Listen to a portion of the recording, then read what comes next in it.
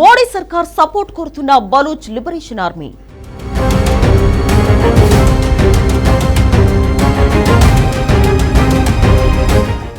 భారత్ మద్దతిస్తే పాక్ అంతు చూస్తామని బిఎల్ఏ ప్రకటన.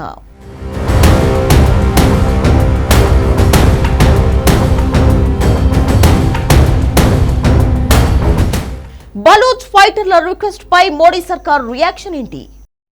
मैं एक बात वाज़ेह करना चाहता हूँ, इंडिया इतनी जुरात करे, जो 93,000 बंदूकें पाकिस्तान से छीनी थी सरेंडर करते वक्त, वही बंदूक 10-10 गोलियों के साथ हमें दे दे, फिर हम देखें पाकिस्तान कैसे लड़ते। ना हमें एटम बम की जरूरत है, ना हमें मिसाइल की जरूरत है, आपकी सिर्फ वही दे दें। ये सारी अफवाहें, सारी प्रोपेगेंडा। ఇది మోడీ సర్కార్ కు Baloch liberation army request. Pakistan ను ఉగ్ర దేశంగా పేర్కొన్న బలూచ్ లిబరేషన్ ఆర్మీ భారత్ నిర్ణయాత్మక చర్య తీసుకుంటే తాము పశ్చిమ దిశ నుంచి పాక్ పై దాడి చేసి ఉగ్రదేశాన్ని అంతం చేస్తామని ప్రకటించింది. పాక్ పై భారత చర్యను సమర్థిస్తున్నామని, అవసరమైతే సైనిక శక్తిగా నిలుస్తామని చెప్పారు. బలూచ్ ఫైటర్ మరొక మాట అన్నాడు, భారత్ తమకు మద్దతిస్తే 1971లో 93,000 మంది పాక్ సైనికులు ఎలా లొంగిపోయారో మరోసారి అదే రిపీట్ అయ్యేలా చేసే బాధ్యత తమదే అని స్పష్టం చేశాడు. నిజానికి పాక్ లో అంతర్యుద్ధం ఎప్పుడో తీవ్రమైంది. బలూచిస్తాన్ స్వేచ్ఛ కోసం దశాబ్దాలుగా తిరుగుబాటు చేస్తున్న బలూచ్ లిబరేషన్ ఆర్మీ పాక్ సైన్యంపై దాడులను తీవ్రం చేసింది.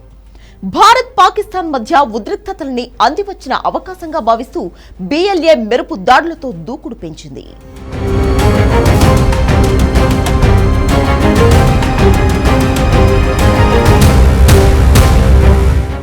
గత 10 రోజుల్లో పలు ప్రాంతాల్లో పెద్ద ఎత్తున దాడులు చేశారు. బిఎల్ఏకు చెందిన స్పెషల్ టాక్టికల్ ఆపరేషన్ స్క్వాడ్ ద్వారా ఐఈడీ దాడులతో పాటు గ్రెనేడ్లు, అత్యాధునిక ఆయుధాలతో పాక్ సైన్యం, మిలిటరీ స్థావరాలు, మౌలిక సదుపాయాలు, కమ్యూనికేషన్ వ్యవస్థే లక్ష్యంగా విరుచుకుపడుతున్నారు. ఈ నెల 3వ తేదీన గ్వాదర్లో పాక్ ఆర్మీ వెహికల్ ను ఐఈడీ బాంబుతో పేల్చివేశారు. ఈ దాడిలో 20 మంది వరకు సైనికులు మరణించినట్లు తెలిపారు. ఈ నెల 6న కచ్చి జిల్లాలోనూ మిలిటరీ కాన్వాయ్ పై ఐఈడీ దాడి చేసింది. ఇందులో 12 మంది సైనికులు చనిపోయినట్లు ప్రకటించారు. ఈ నెల 7న కెచ్ జిల్లాలో బాంబ్ డిస్పోజల్ స్క్వాడ్ పైన ఐఈడీ దాడి చేసింది. ఈ దాడిలో ఒక సైనికుడు మరణించాడు.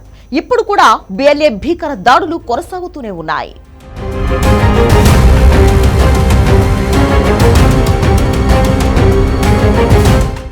నిజానికి బలూచిస్తాన్ తిరుగుబాటు పోరాటాన్ని అణచివేసేందుకు పాక్ పెద్ద ఎత్తున సైన్యాన్ని అక్కడ మోహరించింది. అయితే సైనిక స్థావరాలపై బిఎల్ఏ దాడులు చేస్తూ ఒక్కో ప్రాంతాన్ని తమ ఆధీనంలోకి తెచ్చుకుంటోంది. బలూచిస్తాన్ రాజధాని క్వెట్టాపై దాడులు చేసి ఫ్రంటియర్ కార్ప్స్ హెడ్ క్వార్టర్స్ తో పాటు కీలకమైన చెక్ పాయింట్లను స్వాధీనం చేసుకున్నట్లు బిఎల్ఏ ప్రకటించింది. బలూచిస్తాన్లోని 51 ప్రాంతాల్లో ఏకకాలంలో దాడులు చేసినట్లు బిఎల్ఏ ప్రకటించింది.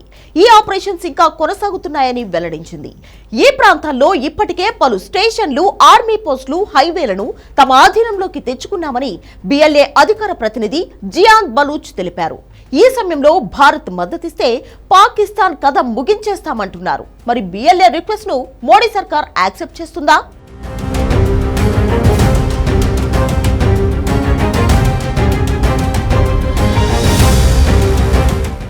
1971లో బంగ్లాదేశ్ లాగా బలూచీలు భారత్ ను తమ తరపున యుద్ధం చేయమని కోరడం లేదు. సైనిక పరంగా కాస్త సపోర్ట్ ఇస్తే పాక్ అంతు చూస్తామంటున్నారు. వాస్తవానికి ఉగ్రవాదులకు శిక్షణ ఇచ్చి ఆయుధాలు సమకూర్చి భారత్ పై దండెత్తడానికి పంపుతోంది పాక్. ఆ ఉగ్రవాదుల్లో చాలా వరకు పాకిస్తాన్ సైనికులే ఉన్నారు. మొన్నటి పహల్గాం ఉగ్రదాడిలోనూ పాక్ సైనిక కమాండర్ ఉన్నట్లు తేల్చారు. ఇలాంటి ఉగ్రదేశానికి బుద్ధి చెప్పడానికి, బలూచిస్తాన్ స్వాతంత్ర పోరాటానికి మద్దతివ్వడం నేరం కాదనే వాదనలు చాలా కాలంగా ఉన్నాయి. ప్రత్యక్షంగా కాకపోయినా రహస్యంగా సపోర్ట్ ఇచ్చినా పాకిస్తాన్ నుంచి బలూచిస్తాన్ స్వేచ్ఛ వాయువులు పీల్చుకుంటుందనేది నిపుణుల అంచనా.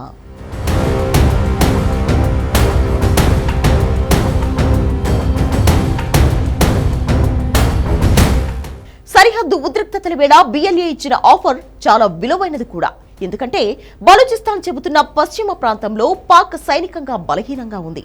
పాకిస్తాన్, భారత్ మధ్య యుద్ధం జరిగితే కశ్మీర్ దగ్గరే పాక్ సైన్యం ఫోకస్ చేస్తుంది. ఇలాంటి సమయంలో బలూచిస్తాన్ లిబరేషన్ ఆర్మీ పశ్చిమ ప్రాంతం నుంచి యాక్షన్లోకి దిగితే పాకిస్తాన్ను కాపాడడం ఎవరి వల్ల కాదు. బలూచిస్తాన్ వేర్పాటువాద పోరాటానికి ఇండియా మద్దతిస్తుందో లేదో ఎవరికీ తెలియదు, కానీ భారత్ పై మాత్రం ముందు నుంచి పాకిస్తాన్ నిందలేస్తోంది.